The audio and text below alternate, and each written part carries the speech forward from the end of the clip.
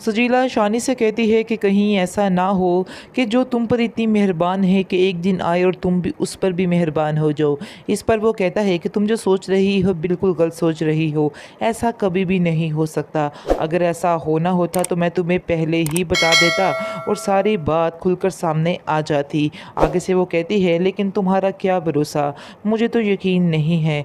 आगे से वो उससे काफ़ी ज़्यादा खफा होता है और कहता है कि तुम्हें शर्म आनी चाहिए। मेरी माँ तुम्हारी माँ से बात कर रही है रिश्ते की और हमारी शादी की डेट फिक्स करने की, लेकिन तुम अभी भी इन्हीं बातों में गुम हो, यानी इन्हीं चक्रों पे हो। इसका मतलब है तुम्हें अभी तक मेरे ऊपर यकीन नहीं आया है।